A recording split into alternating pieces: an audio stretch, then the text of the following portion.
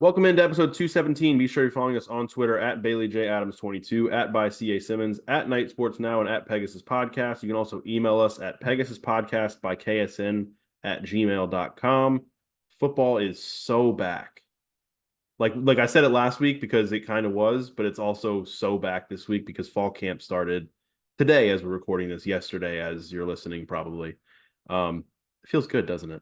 I don't think I've ever been so thrown for a loop on this podcast than last week when you opened by declaring football is back, because I genuinely had no earthly idea what you were talking about. And my anxiety was, I was like, did I forget that UCF fall camp starts today? Like that could ever happen. I was very baffled by that. But yeah, football is legitimately back now. You are correct. I don't know if you were correct last week. We'll leave that to the listeners to decide. But I mean, college football wasn't necessarily back last week, but last week started NFL training camp, so football was back last week. Okay. For me and for I always I'm not an NFL fan, as if you've listened to this for time, so that is meaningless football to me. But the meaningful football is now back, which is exciting. Yeah, I mean, so fall camp's back. We're recording this July 29th, so just in a couple days, it'll be the month that UCF will play a game in. That's wild. One game, yeah, but a game's a game, man. Yeah, it's exciting, and that's basically, obviously, I think you guys probably, by the title and also just by conventional wisdom, realize that this podcast is going to be fall camp talk because we're at that point in the season, that point in the off season. So, there goes me making the title of the episode. KJ Jefferson benched with 6 question marks. Click here to learn more.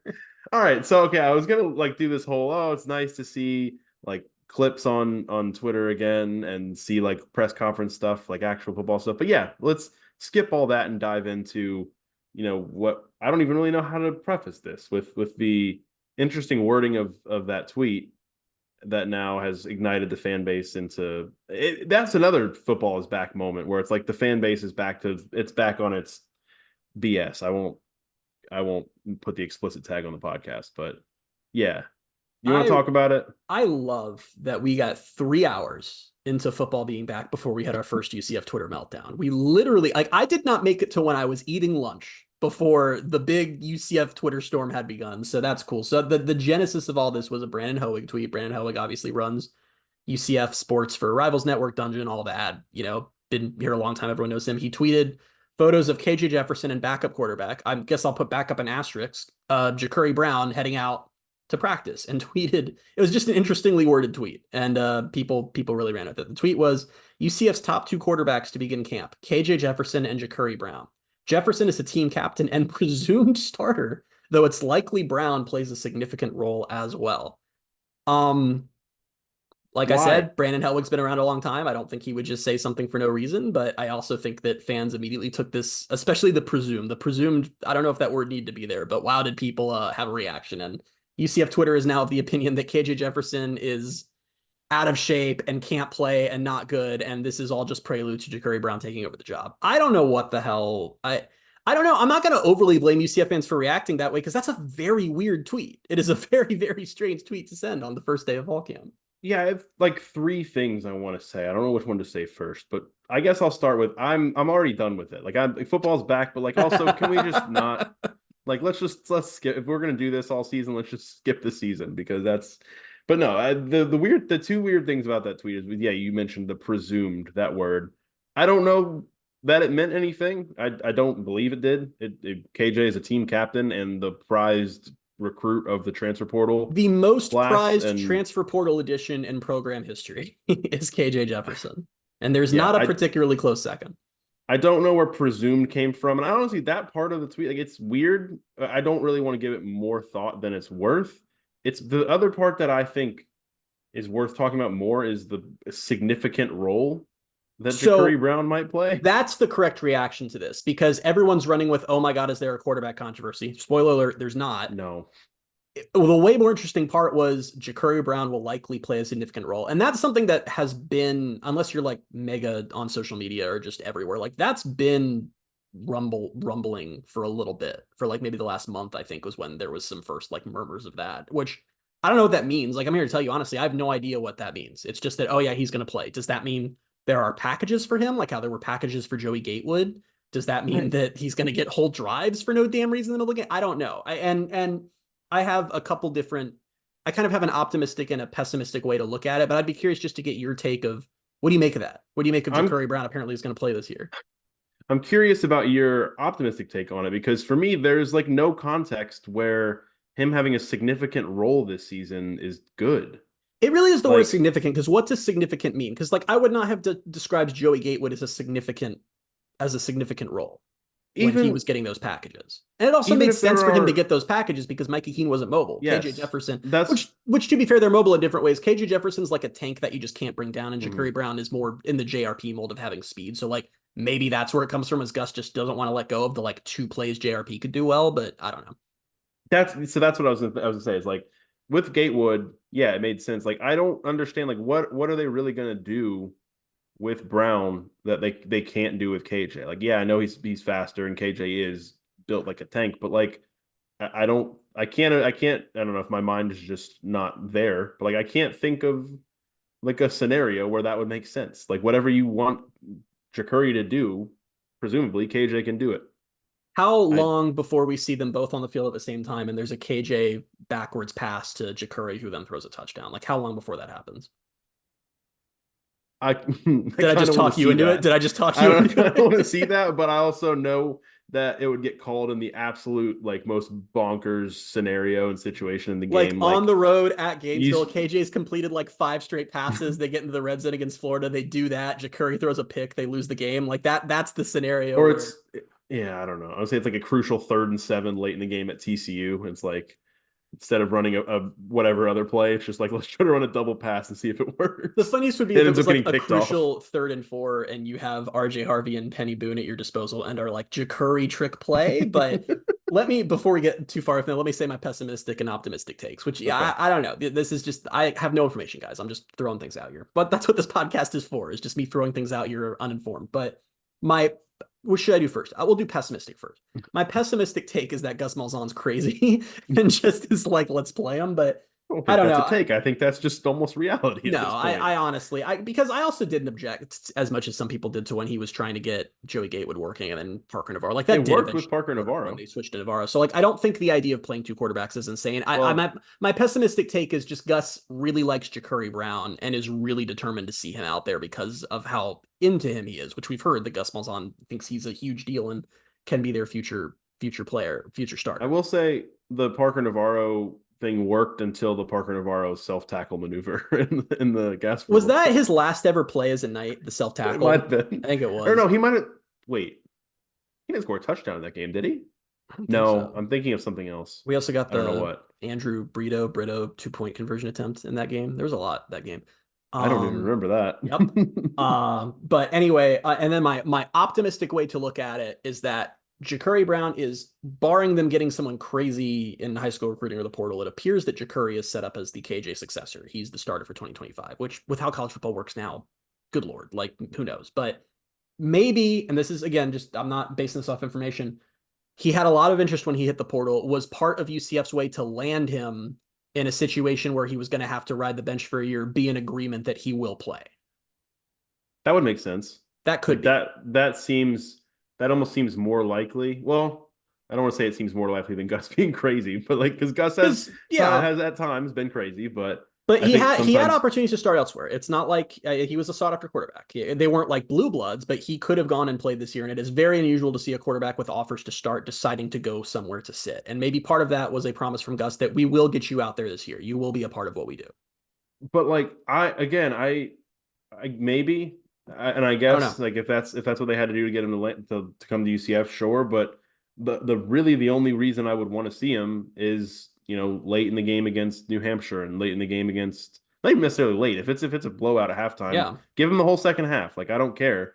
But I other than that, like unless it's a blowout, I don't really like I said, I don't think there's a context where it's like, yeah, I need to see Ja'Cory Brown over KJ Jefferson. I can Unless very talk myself into it entirely in the concept of there are plays that they ran for JRP that KJ probably can't do just because he's mobile and he improvises, but he he's doesn't not a have that. burner. Yeah, exactly. And I Yeah. do think Ja'Cory is more in that mold. So maybe they just have some packages, but it's kind of like the Dariel Mack question from 2019. It's like, if that's all you're bringing Ja'Cory out for, it's like the second he hits the field, the other defense knows exactly what you're going to do. So I don't know. Yeah. Unless like, yeah, then it would have to be you'd have to get smart about it and then you'd have to let him run other stuff. and maybe that's where it comes into like, yeah, we'll run plays with you because we want you to come here, and that's how we're Yeah. going to get you here. I don't know. My It's absolute nut job conspiracy take on it would be that a lot of college football coaches are making a big deal this offseason about the importance of resting players and keeping them fresh because of the expanded playoff, because the season's getting longer. And maybe it's a thing where they're like, we need KJ fresh for when we make the playoffs, so we're going to need to like lighten the burden. And I don't know, maybe Gus just learned from JR. I mean, Gus has had nothing but quarterback injuries his entire time here at UCF, so maybe this is a play to limit snaps for your starter if you have someone else you can rely on in some situations. I don't know. We're just throwing stuff at the wall. We don't know. Or all due respect to Brandon, obviously he's great at what he does. Or the tweet didn't mean anything. Like, or the tweet means nothing. Like, the there has to presumed be part, the something to presumed it, part I don't but get, but yeah, if Brandon's saying it, there's probably something to it, and like I said, the Jacurri is going to play this year thing has like been out there a little bit for a while, so it's not like that's nothing we've heard. I'll amend what I said. I don't mean the tweet means nothing. I just mean it sparked more than what it should have. Like, and that's obvious. That's like that's just going to happen. People are But literally, like, I've seen like multiple UCF fans who are now out on KJ Jefferson based on that tweet. They're like, we need to switch to Jacurri Brown because KJ is inaccurate and he weighs too much. Like it's crazy. yeah. What was the one tweet? And I don't know if it might have just it seemed very much like it was a troll, but it was like when Gus said at the beginning of his press conference in general about the team, we need to get in better shape. They were like, yeah, that means KJ's out of shape.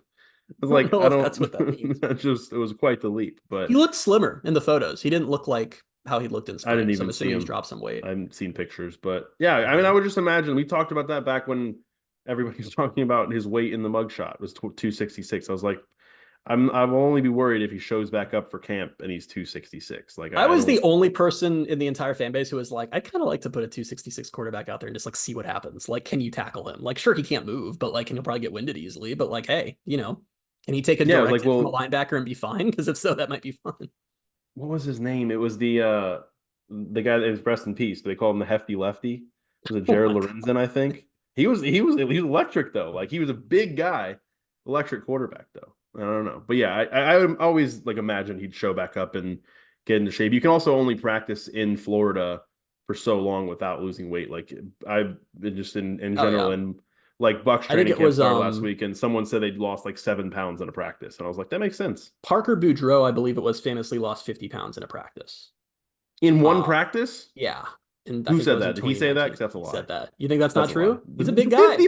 50 pounds in one practice, I don't think is humanly possible. Do you know how like hard? 2 hours. Do you know how hard O linemen have to work to stay at their weight? Like they have to be crazy. Constantly consuming calories every second of the day. That's why they drop like as soon as they retire. You see it all the time. Like they drop so much weight and they're like shredded because it takes so Which much. I used to think that like there's no better situation to be in life than having to eat all the time. Like that sounds awesome. But then when you actually hear about it, it's just about calories. Like it's not like they're like, practice is done, time for a nice steak dinner. It's like I have to drink this disgusting protein shake that is just nothing but raw calories, and I have to do that every hour the entire day. Or you hear people talk about like, I have to eat like a peanut butter sandwich, like 2 peanut butter sandwiches before bed. I'm like, I like peanut butter. I like peanut butter. Like I'm two of them, but right before you go to sleep, just so that you're like, I don't know. It's a but lot. that to me, peanut butter is a nighttime food. I don't know why I feel this way. No, I don't disagree. Like I don't know. It's more so like they will probably have a giant dinner to get all the calories in, and then still have to eat 2 more peanut butter sandwiches,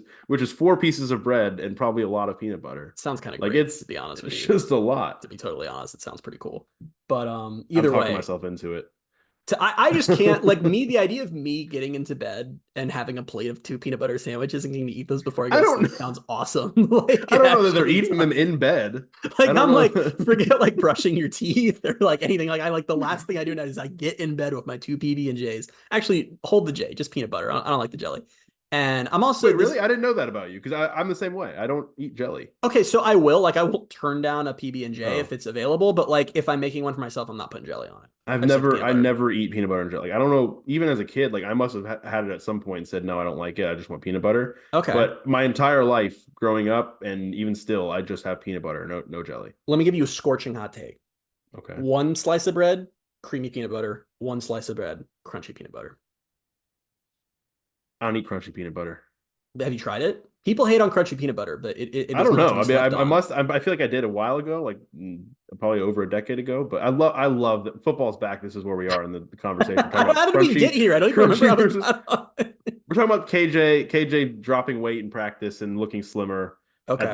the pictures that you saw, and I didn't see at practice So our today. reaction to a player looking slimmer was to discuss our peanut butter sandwich strategies. But Yeah, we started talking about offensive linemen and oh, that's right, because keeping. Parker Boudreaux Yeah, claimed you dropped 50 pounds in a practice, and you 50 said, pounds is crazy though. I don't know, man, a lot of water weight. I You sure it believe wasn't it. 15?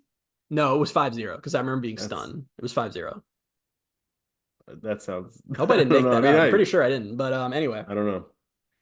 What do we are we? Is there anything else we want to talk about KJ? But now we're talking about peanut butter. Like I don't. Yeah, it's too bad that the KJ era will never arrive. It's a shame that Ja'Carry will be starting against New Hampshire. The hype was nothing else but hype. But no, guys, it's gonna be fine. Or That's not. the thing is like I'm over it now. Like we talked about it on the podcast Call it for right probably now. too long. Last thing we'll say on this. Call it right now. Does UCF lose a game this year because they put in Ja'Carry Brown at an inopportune time? Yes or no? I actually don't think so. Okay, then we're fine with it. Yeah, I hope not. Then we're fine with I it. Well, don't. I hope not too, but Yeah, but I hope I for a don't lot of know. things. I don't know. Yeah, like we already probably spent too much time on this, but like I think this is probably it. Like we don't need to talk about this anymore because I don't know. We'll talk about it again if it ever becomes a I don't want to say problem, but if it ever comes back up where like yeah, we're starting to see packages with Ja'Carry, like oh okay, so that's what that was about. Like I kind of almost want that to happen so that then I have like an answer as to why it was worded that way. We're gonna But be when for the second drive against New Hampshire, Ja'Carry Brown comes out as the quarterback. We're gonna be stunned. It's gonna be phenomenal. It's gonna be like when Dylan Gabriel got most of the first half against FAMU in 2019, and everyone went crazy. it's just I don't want to do this again with the quarterback I don't position. either. I'm also weighing if this should be the title of the podcast because I know that we're guaranteeing like 300 additional listens if we throw that in there. But I'll probably resist and just not. Just throw KJ's name in there and it might work. I don't know. You guys, Um, if I put it in the headline of the podcast, then welcome. It's you're the people here. It is hilarious to me how if I put anything quarterback related in the title of the podcast, it's just guaranteeing a couple hundred more listens. It's the most interesting thing in the world to me. I But don't remember if it was this spring or if it was some point last year. We talked about like, all right, let's just do a quarterback podcast at some point. Like that's all we called. Like, we didn't really have. It was the general idea was just let's do a quarterback podcast, and then it's we had to literally like come our up from most there. listened to podcast of the off season. We had to come up from there. Like what is it actually going to be about other than just like quarterbacks? You guys But love your yeah, quarterbacks. What can I say? yeah, we should just do an offensive line podcast, and I was then gonna say, what's the like least interesting position? Like not even offensive line. Like let's do a left tackle podcast. Like that's the only no, thing we talk if about. we do a special teams podcast, like that would probably be one of the worst things we could do. I don't know because there's like some special team sickos out there who might like be really excited about like a special teams podcast. Like, what's the most completely mundane position we could talk about for a full Long podcast? snapper. Yeah, like just a straight up long snap. What would we possibly talk Extremely about? important position. I don't want anyone to get that wrong. That's very important because you never like as long as you never have to think about that guy, then you got a good one. And if you were ever gonna rig a football game, he's who you'd have to get. Yeah, it's good point. So But that came to you very quickly. Is that's that a thought you've had before? that's it's a if you've ever listened to Andy Staples on 3, that's a No. long running take he's had that if you were ever going to rig a college football game, you need everyone talks about the quarterback, you need the long snapper. Yeah, I mean the quarterback can I don't know. There's too much responsibility there. He The said the long long snapper snapper just can give your team up to 6 points before he gets pulled just by snapping that ball out the back of the end zone a few times. Yeah, I guess so. All right, let's move on to other stuff that was talked about. I said that was talked about. Like that wasn't even really talked about today by No, anyone other than like Twitter. People that aren't online either are just going to listen to this podcast and be like, "What are they talking about?" this has So been the that was big thing on good. Twitter today, so we had to touch on it. Did I imagine we'd touch on it for 20 minutes? No, but sometimes that just happens. There was some peanut butter talk in there. What can you do? That's gonna be the tweet tomorrow. It's gonna be like, "All right, come for some quarterback talk and then stay for That's the peanut literally butter going to be the debate." tweet. Yeah. Other stuff. I think the other probably the biggest news I think of anything that Gus said in the press conference was that Damari Henderson had a knee injury or has a knee injury Yeah. and didn't have a timeline. But the fact that he felt the need to say we'll have him back at some point this year, I just don't know when, makes everyone understand. Like, yeah, it's Yeah. probably serious. It's not like oh yeah, it's because if it was just like a short term thing, he would have been like oh yeah, like he'll be back in a couple weeks. He's a little nicked up, but he said no, he had a knee injury. He goes, I know he'll be back. I just don't know when. That That freaked me out. means That freaked me out could be half the because season. And that's the thing. Like, he could be back for Sam Houston. He could be back for Utah, or not back at all. Like, it was such a weird, well, not weird. It was just a surprising and worrying phrasing when he was asked about the timeline and just said, yeah, well, he said, we'll get him back this season. I just don't know when, I think is about what he Yeah. said. And that really sucks because Damari Henderson was one of the breakout players on the whole team last year. I mean, and it also is just so on brand for me that we had that podcast where I said how excited I am that they have these homegrown guys like Nakai and Damari who are going to be starting together. And now Nakai is a Michigan State Spartan and Damari is hurt. So that tracks. Is But that where Nakai went? Michigan Did I State, know yeah. that? I don't know. I don't know if we ever talked about that. Probably one of the many texts I sent you that you didn't reply to.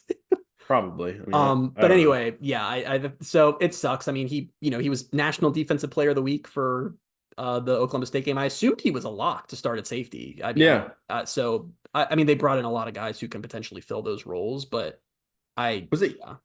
Wasn't it last night you and I were talking about like who's going to start, and you were like, yeah, presumably Tennyson and Damari at safety, and then we were talking about like Braden Marshall in the slot, and like now, not Yeah, even 24 hours we later. were last night putting together the defense in our heads, and Yeah. now are going to try again since Damari is now out. But I mean, part of the problem I have until we actually see some of these guys is like when you look at the roster, just when they're listed as a defensive back, I don't know. Like Antoine Jackson, is he a safety or corner? he's a corner. Because My pick he's right okay, now, 'cause my he's pick right now to fill in for Damari is going to be Quadric. oh yeah, I keep forgetting. I think I've said this in earlier podcasts in the offseason that he's just still around. I keep forgetting that I Quadric's still completely here. forgot he's on the team. I only remembered because Ladarius Tennyson said that he had a pick in practice today, and I was like, "Oh, Oh, right." okay. So there you go. It Yeah, feels like Ladarius natural. Tennyson Yeah, also was raving about Antoine Jackson through multiple answers. So maybe that's someone good. to keep an eye on for corner. Good to hear. Another one. I mean, what Threats plays safety too, doesn't he?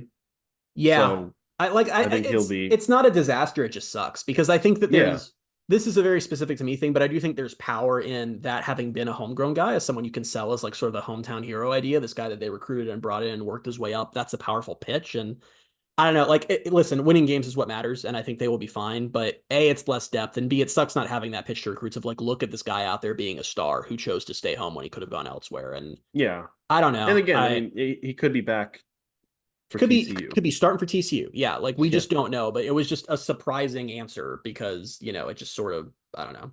But on the I Ladarius on the topic of putting the defense together, Ladarius did announce that they've been putting him mostly at free safety. So that's looking like that married baby where Ladarius suits up, which is interesting because it felt like they could have picked like 9 positions. He actually had a really interesting quote about himself where he said that the goal with him and how they're going to use him is he's going to line up in one position and then surprise the offense with where he's actually playing. And I think that's, when you've got like a Swiss Army knife type player like that is that is the way to good. use him. So, yeah. That's good as long as you have a coordinator who is going to use him properly. And they The do. jury is out. His name is Ted Roof. Which Sure. I actually liked that as well. Was Gus was asked what type of offense Ted Roof runs. Did you Defense. well, defense. Did I say offense? I'm sorry. Yes. I thought you were answering with defense. I'm like, well, No. yes, Bailey. And when I realized I'm the No. idiot who just said offense. No, but yes, I did hear him say that. And actually I did like this quote too. So If Ted Roof ran offense, what would it be? Like I-form or something? Like but anyway. I don't know. Yeah, Gus's answer, he basically just said Ted Roof does his own thing. And he's gonna mix I it didn't up. like that. I didn't like that part of the quote. The quote I liked was he was saying he's an aggressive guy. He always has been, and that in the spring there were some blitzes he was dialing up, and that's carried over into today too. So I like and that was Malachi Lawrence was asked the same question, what's different about the defense? And he said they're blitzing all the time. That's the big difference.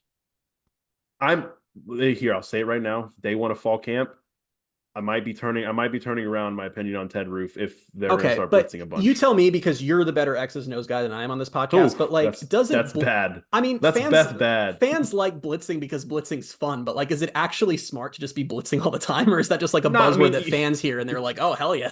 no, not all the time. I mean, there has to be, but I think they could stand to do it more than they have in the past couple of years. I That's think fair. like they haven't been as aggressive in that. More proactive, I more think showed. aggression. Yeah.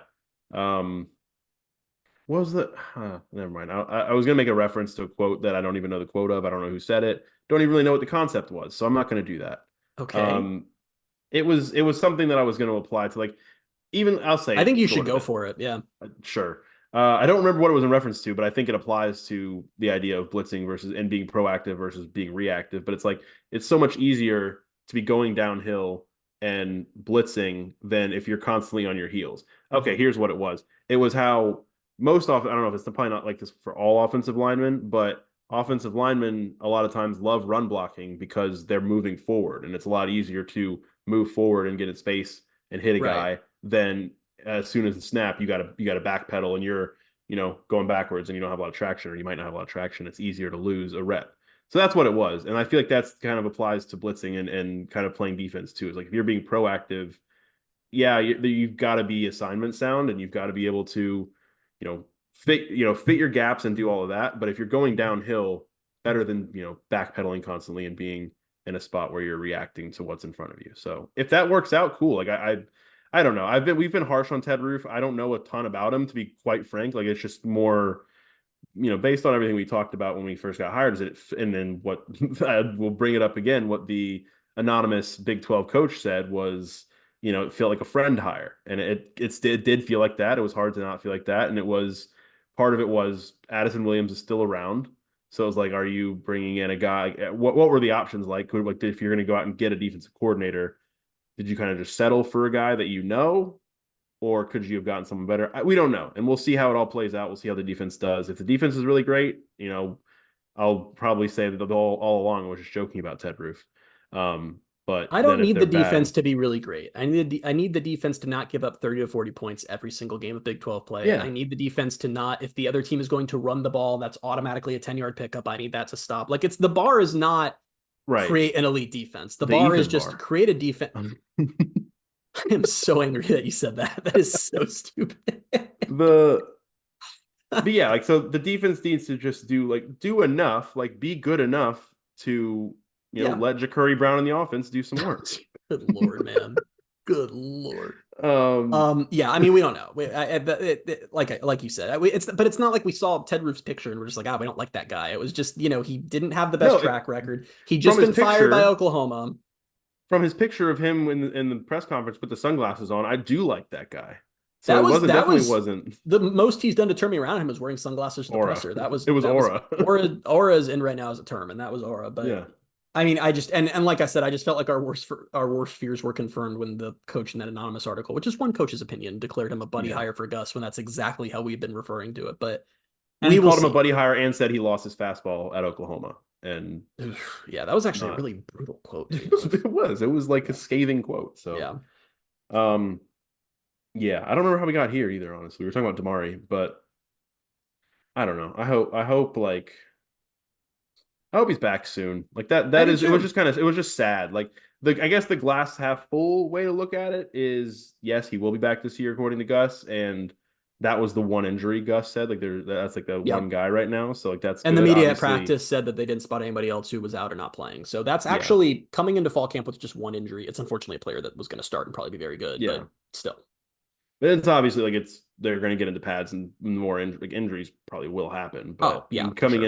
into camp as healthy as they can be is probably that's good. But um, more to get to, and it is some really interesting stuff from Gus Yes. Malzahn. Yes.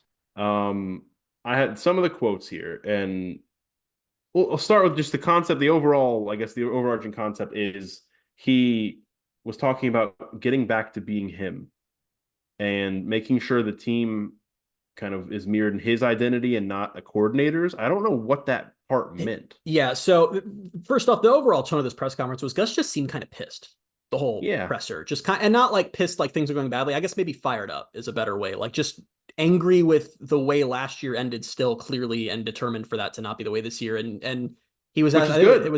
it was Trace Trocco who asked the question that gave us a lot of these quotes. I think it was something along the lines of how are you a different head coach now than you were when you got to UCF for a year ago? And he said he wants to get back to himself and his roots of who he is as a coach. Though that wasn't a super surprising quote because as we know, he took over the play calling duties towards the end of last season. He's announced that he'll be doing that again this year. And the very interesting quote was when he said the team needs to take on my personality and not a coordinator's personality, which are we meant to take that as a direct shot at Hinshaw or Addison, or is that just a more general comment? I'm not I totally sure what that means. I don't either. I took it more, or I don't know how you can took it this way. It was just more, the more I thought about it, if it was meant to be a reference or a shot or whatever at anyone, I was going to say it was Henshaw, just because Henshaw came in last year and it was a lot of vertical passing, all that stuff. Like it was still, I know it was the whole time, it was still going to be Gus's playbook, Gus's offense, but it was like so much of a focus on vertical passing.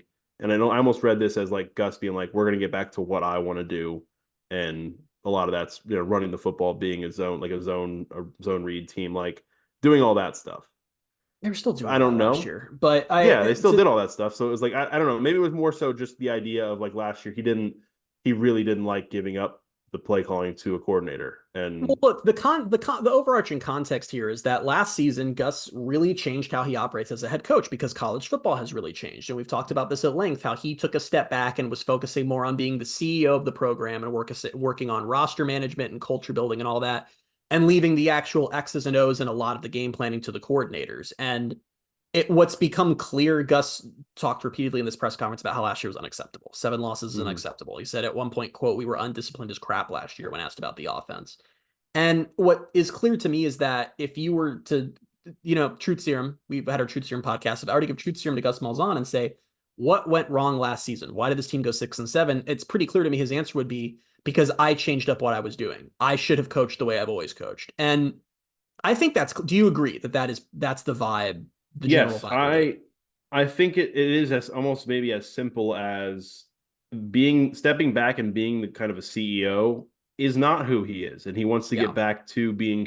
He'll talk about it and he'll say it every time he gets the chance. He's a high school football coach. Like that's what he was, and back to his roots and back to who he is. He's a football coach. He doesn't necessarily.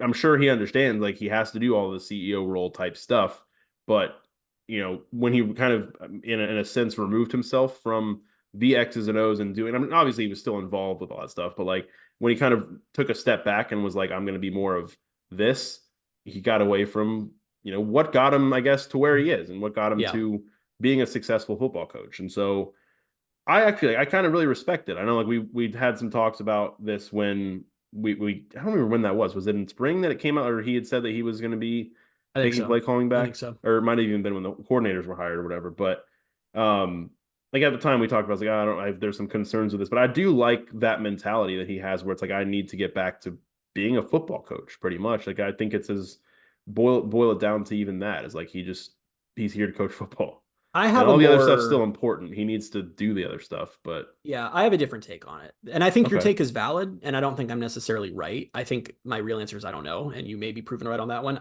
My bigger issue with it is I I think that UCF wasn't good last year because the team wasn't very good.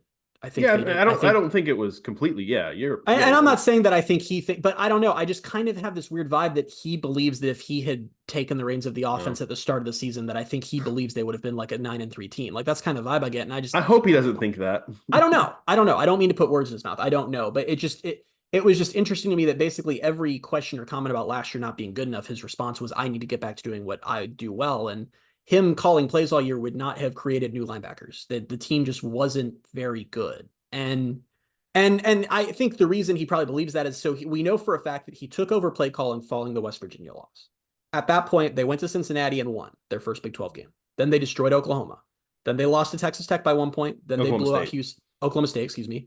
Blew out Oklahoma State. Then they lost to Texas Tech by 1 point on the road. Then they blew out Houston at home. Then they lost the bowl game. So the team got notably better when he took over. Now, let me say that the team started winning games. The schedule is much Yeah, easier, and the offense actually wasn't producing any more than it was. They had 28 yeah. points against Cincinnati, 23 against Texas Tech, 17 against Georgia Tech. The offense didn't get more prolific, but I think that stretch probably heavily justified to him in his mind that it's the right call for him to be in control, which again, I think there are more factors than that. I also just, the truth is he's saying, I need to get back to what I was good at.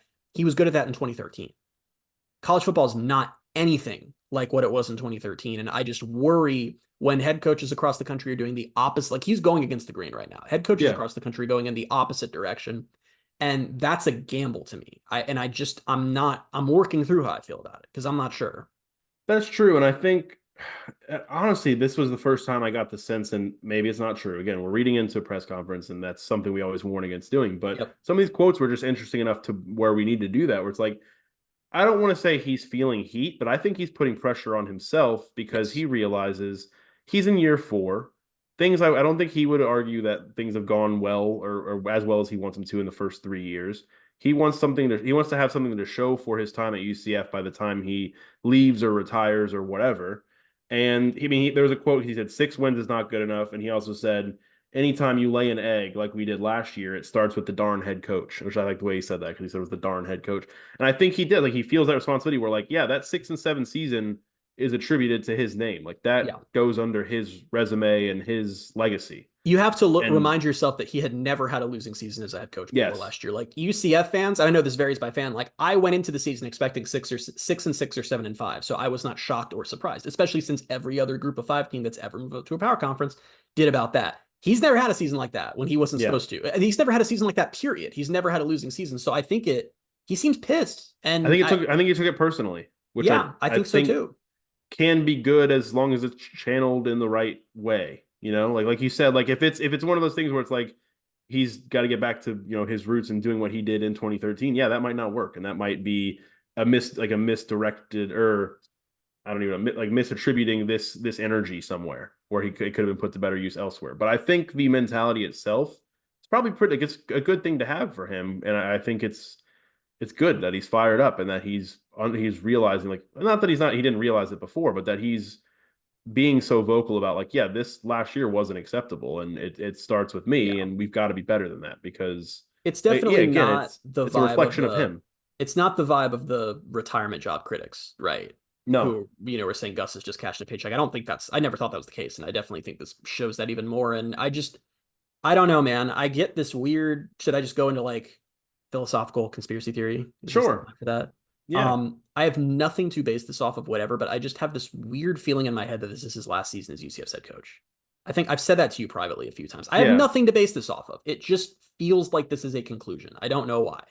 And I could be horrifically wrong. And he's here for 10 years, but it just feels like the two outcomes here are UCF is really good and they accomplish these goals. And at that point, Gus can kind of decide if that's where he wants to leave his legacy, or he'll have job offers to go elsewhere, probably Arkansas, which is his home. Or it feels like they disappoint again. And it feels like at that point, Gus might just be ready to call it quits. If he feels like he can't adapt to, if he feels like this year he's going all in on what he believes is his strengths and what he believes works, he has the roster. If it doesn't work, does he just say, I'm not built for this era of college football and I'm ready to move on? I don't know. Almost like a last stand. Like Yeah, I'm going to it do it kind of my feels like a way, last stand. Yeah. and if it doesn't work, then maybe it's passed me by. I don't know. Yeah, I can't tell you you're wrong. I can't tell you you're right, obviously, but I think there are ways or reasons that you could back that idea up, and I think it is part of it is yeah, like this whole season they're going all in. They're going setting this up to be this year where they've got a veteran quarterback, they've got experience. He's talking about that throughout the press conference today was like they've got quality depth and experience at all positions. Like there's guys played a lot of football. So that I think is already obviously better than last year. The roster is constructed in a deeper way. And whether it hits the heights at these certain positions remains to be seen, but it does seem like there's more depth. There's more guys who have played like a lot of football at the college level, and it's all about kind of piecing it all together and making sure it works. But yeah, I wouldn't be overly surprised. I always forget. I feel like I think he's older than he actually is, but he's been coaching a long time. It's a lifestyle that is. I don't see how more coaches don't get burnt out quicker. I know they love it, and that's probably like they kind of the grind is what they embrace. But He's yeah, he's also probably getting in been that point where he's also he's publicly been very open. There was an interview with the Sentinel, I think 2 years ago now, maybe, about how 2021 was obviously, he's talked about a lot publicly how that was not a good year for him personally with everything that happened with mhm. his wife and all that stuff. And he's talked about to the Sentinel and all that about how he views life differently. And I don't know, I just don't get the vibe this is a guy like a I don't know, like a Bear Bryant, whoever, who's going to coach till they're like 80. I don't Yeah, think that that's his vibe. And I don't know. Like I said, I'm not saying that I'm predicting he's not the coach next year. I just sometimes get this weird feeling that this just feels like a culmination year in both ways, right? Like this year has to result in something, and it's either going to be, I just and I could be totally wrong, but in my brain it doesn't square with like they sort of disappoint and go like 8-4, 7-5, and then they just reload and try again next year. Like that just doesn't feel like an option to me yeah. for some reason. I don't know. And I think again, like I think whether or not it is his last year or not, like I kind of feeds back into what I was saying. It was like I think he's feeling the pressure as like this is part of his legacy. And if he ends up, say he stays after this year, but say this year they go, I don't know, after the bowl game, say they're 8-5, 9-4. And then next year they go, I don't know, again, 8-5, 9-4, maybe Right. a 10-win season, whatever. He's at the end of 6 years, 5 years as UCF's head coach. He'll be like, what do I have to show for it? I think there are some things definitely behind the scenes with the program that like he'll be able to point at and say like, yeah, like I helped this program along.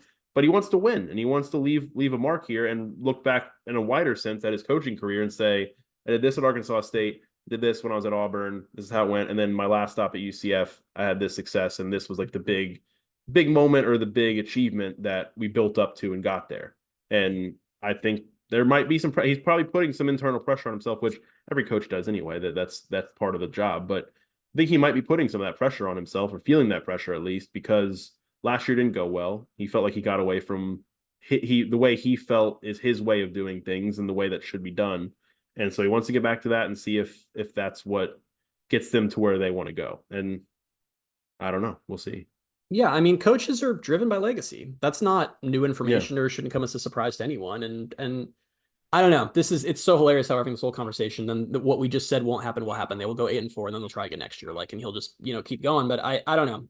I'm curious. His attitude seems very interesting for this season. And it does make it feel a lot like a make or break season, even though there is no internal pressure here. There's no situation where Yeah. UCF moves on from Gus after this season. I hope everyone understands that that's not on the table, but it's interesting.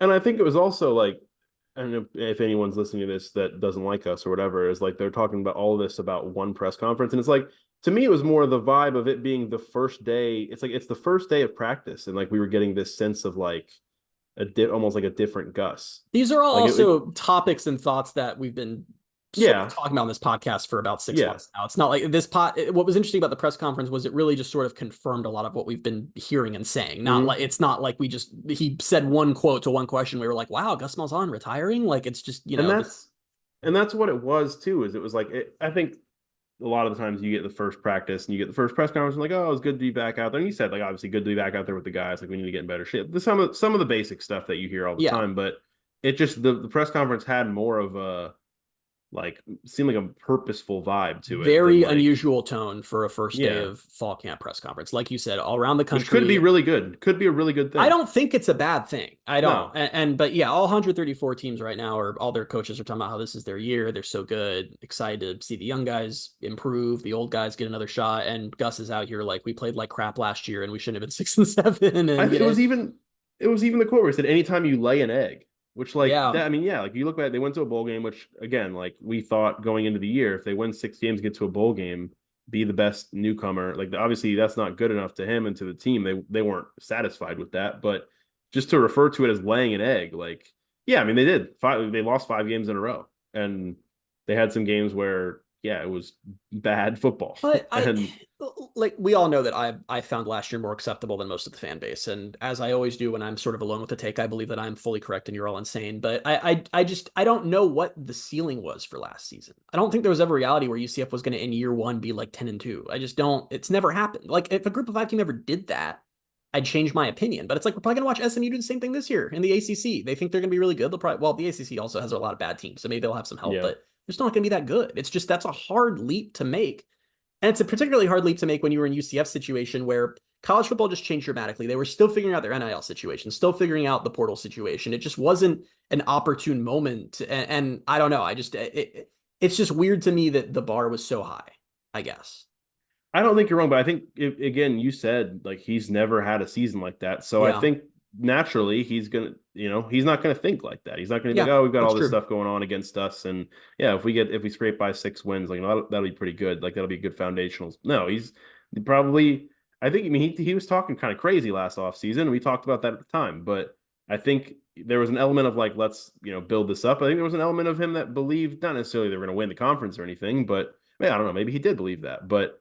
I think there was an Yeah. element of him that believed they were supposed to be a lot better than they were last year. And whether or not, I mean, they went 6-7. They blew the lead against Baylor. That should have been a win. They could have won Texas Tech. Like there were games like they could have been 7-8 win team last year. Okay, but I always shut down that talk because people like to say it on Twitter, like we lost these 2 games by single digits. Like, okay, you also barely won at Boise. You also barely won at Cincinnati. Like, it's like you tend to go around 500 in your close games. Like, you can't pull Yeah. the scenario where it's like, well, if all the ones we won stayed the same and we just also, it's like, no, it's like you played close games, you won some, you lost some. That's the kind of team you were.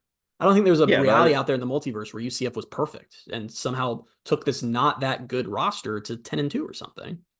probably not, but I don't think that, like, that doesn't mean that he doesn't think that. That doesn't mean that he won't point to those games and say we could have done this, this, and this better. And then he's not going to look at the wins that they barely won because they won them. So it's like he's not Also, going to go does back he and not critique give, or that. do they not get any kind of pass for the fact that they had a healthy starting quarterback for 2 games? I mean, that depends on who you talk to. I guess so. It really does. Yeah.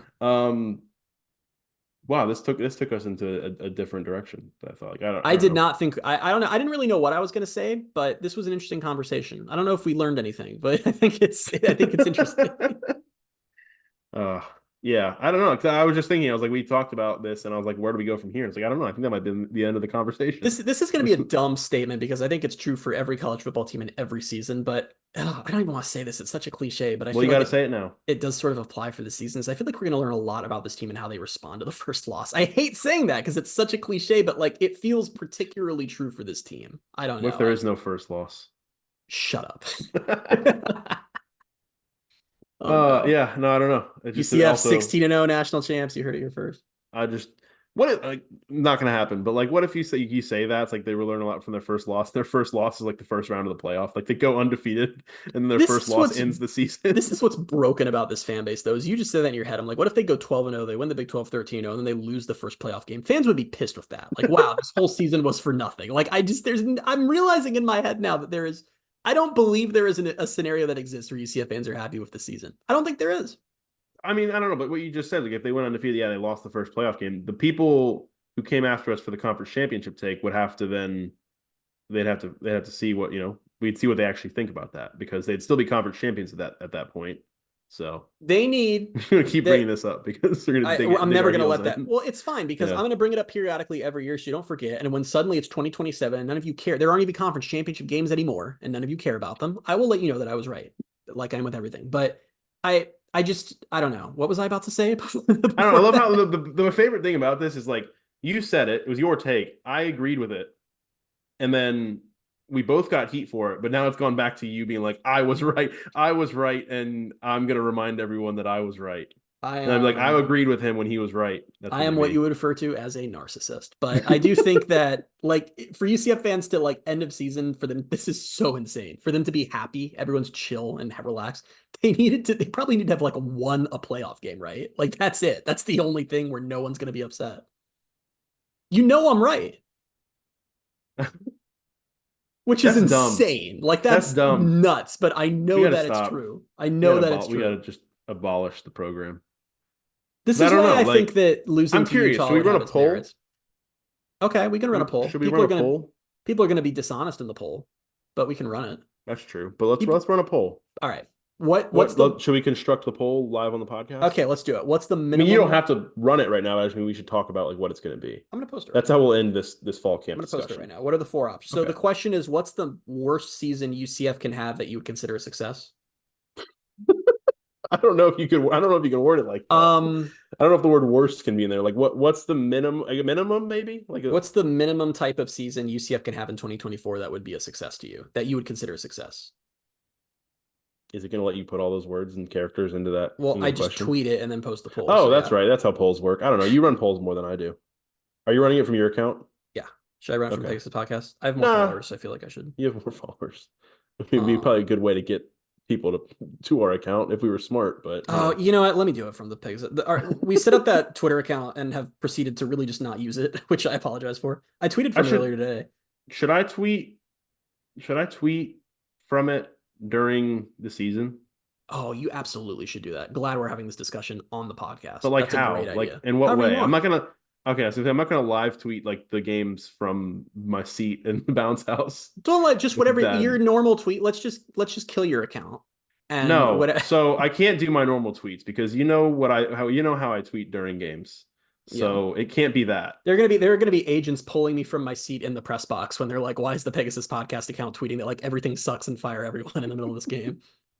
Yeah. Okay, And then I have what's the minimum type of season that UCF can have in 2024? I'm gonna say level of season. It's the minimum level of season that UCF can have in 2024 that you consider success. So I'm gonna say playoff win a playoff game will be the first choice. Or should it just be as simple as what does UCF have to do in 2024 for you to consider the season a success?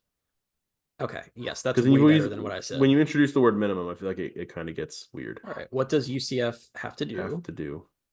For 2024 to be a successful season? In your eyes. I don't know if you say in your eyes. They're answering the poll through their own eyes. That we're doing this on the podcast. I have what does UCF have to do in 2024 for you to consider the season a success? The first option is win a playoff game. The next one is make the CFP, but don't win. Well, make the CFP as an at-large. I don't know. I guess not as an at-large. What should it be? Win the conference? Because I mean that. I only have so many words to. Oh, you're right. Win the Big 12. Does that still not fit? Or win Big 12?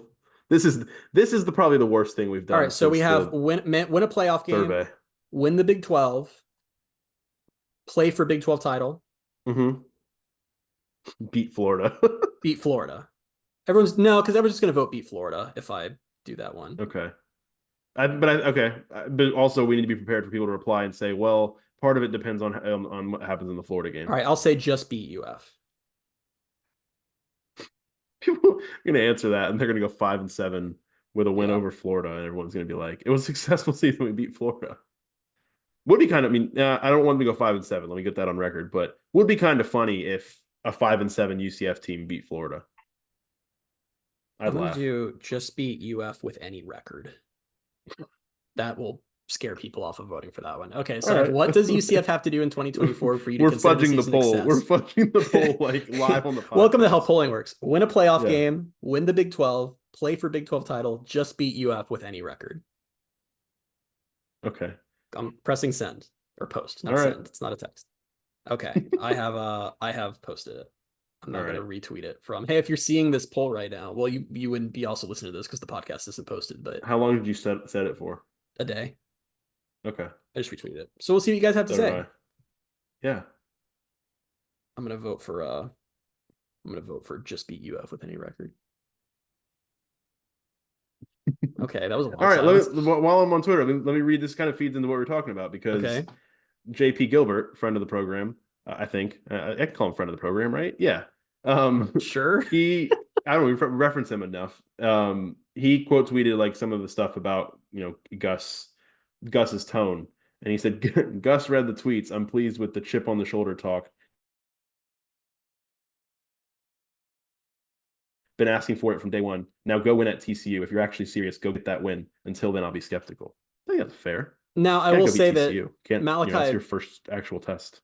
Now I will say that Malachi Lawrence was sort of asked about that, and he said they have a chip in their shoulder, but he said it in the most neutral, I don't really feel that way tone. So I don't know. It was just why? What did he say? Oh no. I'm exaggerating. It was just because he was casual in the press conference, but he was asked about that, and he was like, "Yeah, we have a chip on our shoulder." It was just very matter. It was very matter of fact, and he said, "Yeah." He's like, they picked us to finish in the middle of the conference. We don't really like that. It was just like, nah, we're not big on it. I like it. I'm going to go find or watch his press conference because that kind of sounds like a fun. Do you believe in the chip on the shoulder stuff? I know some people really swear by that. That's a big deal in being good. Is that you need people to. I think there's something to it. I don't think it's everything, but I think there's something to it. 2 votes in the poll so far, and one of them was win a playoff game. So we're off to a roaring start early on, but yeah. Okay. Is there anything else we want to talk about from press conferences from day one of fall camp? No, I think we covered it. I think that's pretty much cool. Yep. All right. Our day one of fall camp discussion took us to a very wide, a much wider conversation. Usually we have nothing to talk about on day one, and this was a jam-packed day. So don't expect this next week. There probably won't be any updates. We'll just be like, yeah, Gus still has a chip on his shoulder, but we'll see. It's gone in 1 week. It's actually, it doesn't really matter how we did this year. Gus is I saw them practice for a week, and I actually no longer feel that way. All right, let's get into the football news. Starting to be a little bit more of it now that the season's getting closer. This one came 2026 4-star cornerback Jamarion Gordon flipped from Alabama to UCF. That wasn't on my radar. That was a Normal welcome headline. surprise. Totally normal headline. He Well, only okay. He a doesn't. surprise to be sure, but a welcome one. There you go.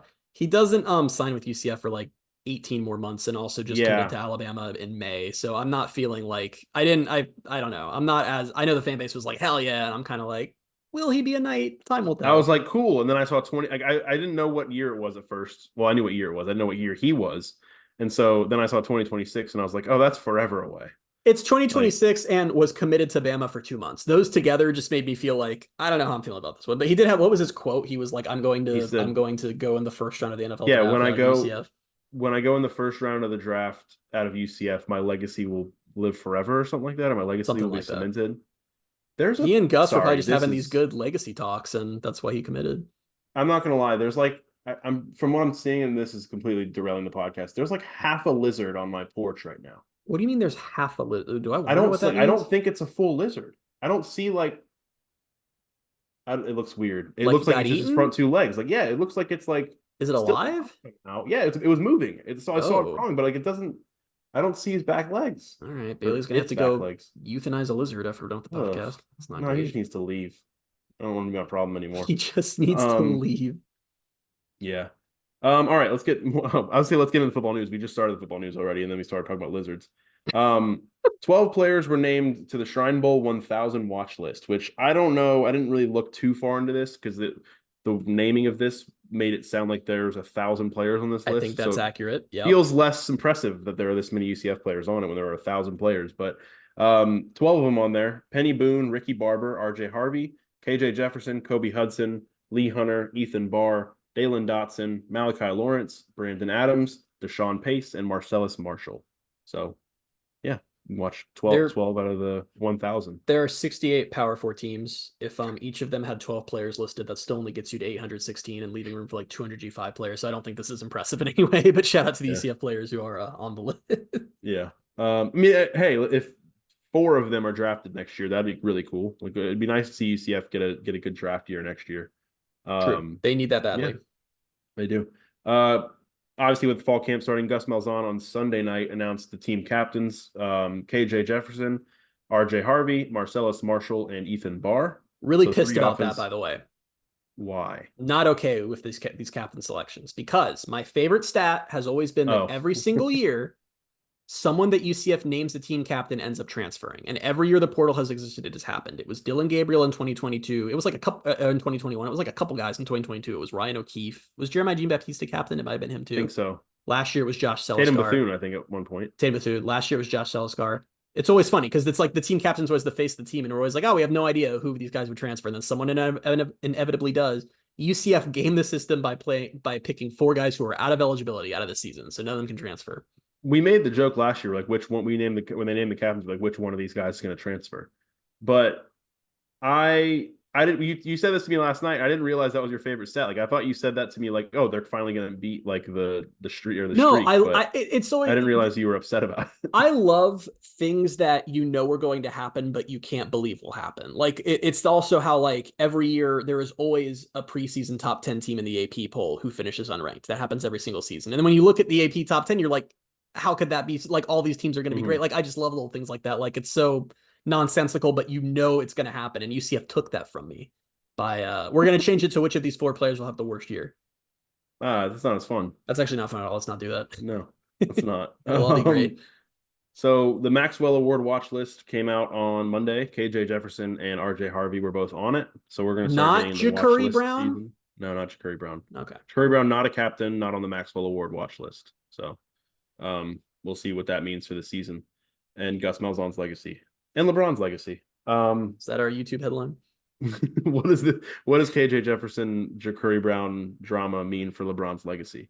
The last thing, UCF Hall of Famer Sean Beckton has joined Gus Malzahn's staff as an analyst.